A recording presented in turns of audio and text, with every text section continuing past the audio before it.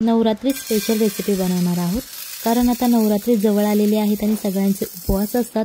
So खिचडी खाऊन आपल्याला कंटाळा आलेला असतो आणि कधी-कधी साबुदाणा भिजवायचाही आपल्या लक्षात राहत नाही।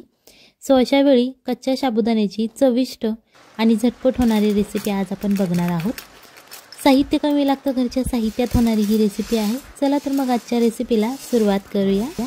व्हिडिओ आवडत असेल तर व्हिडिओ लाईक करा आणि जर तुम्ही चॅनलवर नवीन असाल तर चॅनलला सबस्क्राइब करा, जेणेकरून येणाऱ्या नवनवीन व्हिडिओजचे अपडेट तुम्हाला लगेच मिळतील। आता ही रेसिपी बनवण्यासाठी आपल्याला सगळ्यात पहिल्यांदा 1 कप कच्चा साबुदाणा घ्यायचा आहे। इथे कोणताही आपण भिजवलेला साबुदाणा वापरणार नाही। त्याच्यानंतर आपल्याला 3 हिरव्या मिरच्या घ्यायच्या आहेत। जर तुम्हाला जास्त तिखट आवडत असेल तर तुम्ही मिरचीचं प्रमाण वाढवलं तरीही चालेल। त्याच्यानंतर 1 छोटा कप आपल्याला शेंगदाणे घ्यायचे आहेत। हे मी कच्चे शेंगदाणे वापरलेले आहेत, भाजलेले शेंगदाणे नाहीत घेतले।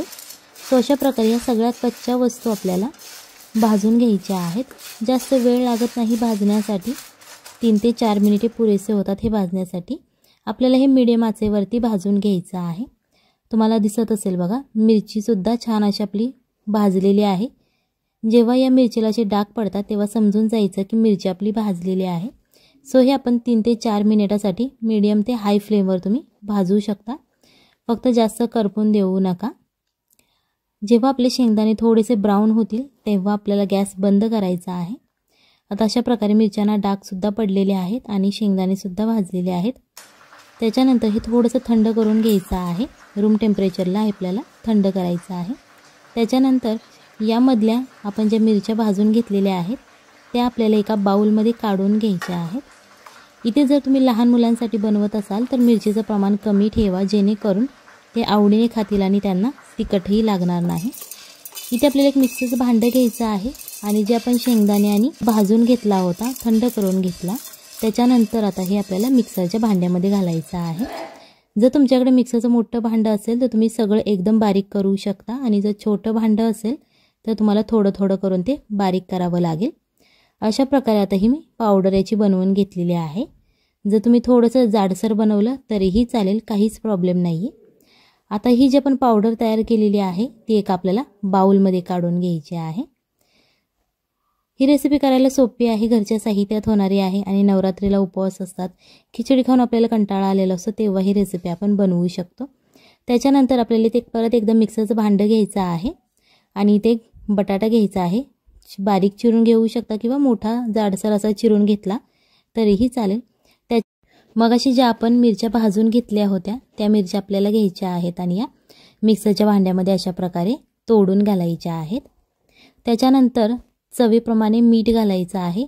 इथे तुम्हाला बटाट्याच्या आणि मिरचीच्या चवीप्रमाणेच मीठ घालायचं आहे। त्याच्यानंतर इथे आपल्याला अर्धा चमचा जिरे घालायचे आहेत। जर जिरे तुमच्याकडे उपवासाला चालत नसतील तर तुम्ही इथे स्किप करू शकता, नाही घातले तरीही चालेल। यामध्ये थोडंसं पाणी घालायचं आहे, अर्धा कप तुम्ही पाणी घालू शकता आणि हे आपल्याला आता मिक्सरमध्ये बारीक करून घ्यायचं आहे। तुम्हाला दिसत असेल बघा, छान असं एकदम जाडसर असं आपलं बॅटर हे तयार झालेलं आहे। तुम्ही एकदम बारीक सुद्धा करू शकता किंवा थोडंसं असं जाडसर ठेवलं तरीही चालेल। आता जो आपण मगाशी पीठ घेतलं होतं साबुदाणा आणि शेंगदाण्याचं, त्यामध्ये अर्धा चमचा जिरे आणि अर्धा चमचा ओवा घालायचा आहे। जर तुमच्याकडे उपवासाला चालत असेल तर तुम्ही घालू शकता, नाहीतर नाही घातलं तरीही चालेल। अर्धा चमचा आपल्याला लाल तिखट घालायचं आहे। त्याच्यानंतर अर्धा चमचा रेड चिली फ्लेक्स घालायचे आहेत। इथे आपण जे लाल तिखट वापरत आहोत यामध्ये गरम मसाला नाही आहे, फक्त रेड चिली पावडर आहे। चवीप्रमाणे आपल्याला मीठ घालायचं आहे, जेणेकरून साबुदाणा आणि जी आपण शेंगदाण्याची पावडर केलेली आहे त्याची छान अशी। आता हे सगळे मसाले आपले घालून झालेले आहेत। याच्यानंतर आता हे छान असं मिक्स करून घ्यायचं आहे, एकजीव करायचं आहे। आता यामध्ये पाण्याचं प्रमाण तुम्हाला लक्षात ठेवायची गरज नाही आहे, जास्त काही अवघड रेसिपी नाही ही। पाणी तुम्ही मोजून नाही घातलं तरीही चालेल, फक्त हे पीठ आपल्याला असं घट्ट असं मळून घ्यायचं आहे, एक बॅटर प्रमाणे तयार करायचं आहे। सो त्याच्यासाठी लागेल तेवढं तुम्हाला पाणी यामध्ये तुम्ही घालवू शकता आणि पाण्याची क्वांटिटी कमी जास्त होऊ शकते, तुमच्या साबुदाण्यावरती डिपेंड आहे। जर तुम्ही बारीक घेतला असेल तर पाणी कमी लागेल, जर तुम्ही जाडसर साबुदाणा घेतला असेल तर पाणी तुम्हाला जास्त लागेल। सो इथे पाण्याची क्वांटिटी लक्षात ठेवण्याची गरज नाही, फक्त अशा प्रकारे बॅटर तुम्हाला तयार करून घ्यायचं आहे। तुम्हाला दिसत असेल बघा, अशा प्रकारे मी थोडंसं घट्टसरच असं हे तयार करून घेतलेलं आहे। त्याच्यानंतर इथे आपल्याला थोडीशी कोथिंबीर घालायची आहे बारीक चिरलेली।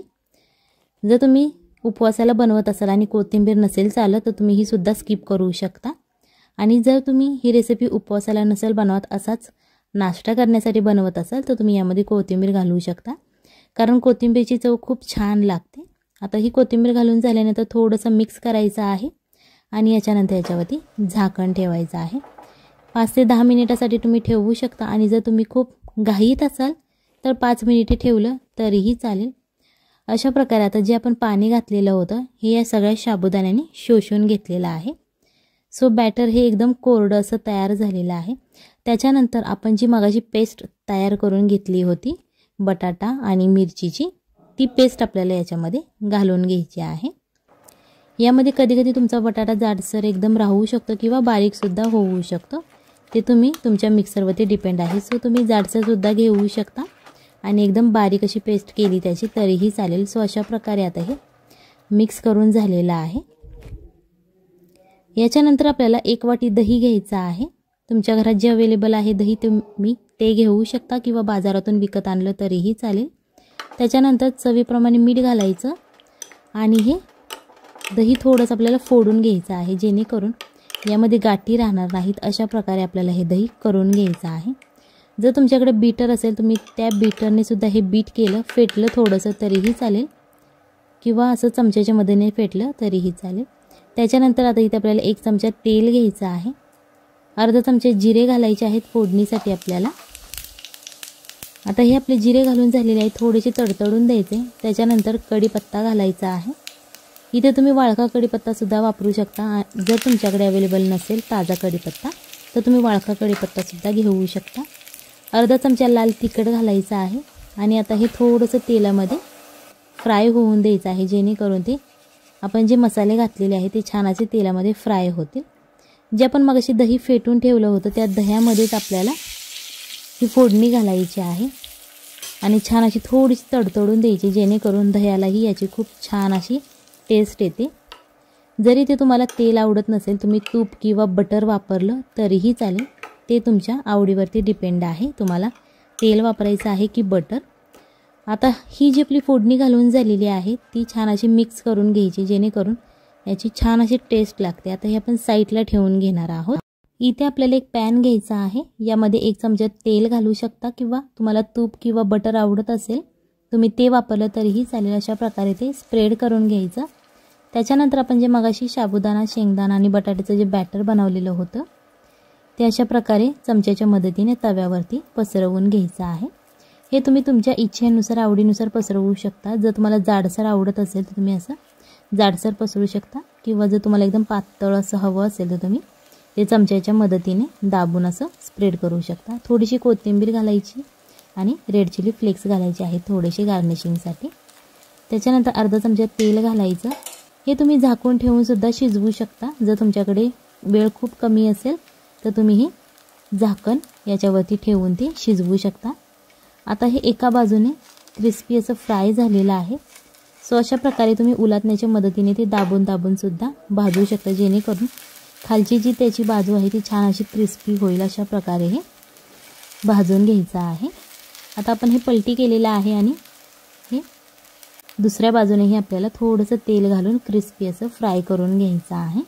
जर तुम्हाला तेल आवडत नसेल तर तुम्ही लेस ऑइल सुद्धा बनवू शकता। नॉनस्टिकच्या पॅनवरती तुम्ही थोडंसं तेल टाकून ते बनवू शकता। फक्त थोडंसं मीडियम आचेवरती ते भाजा, जेणेकरून क्रिस्पी होईल।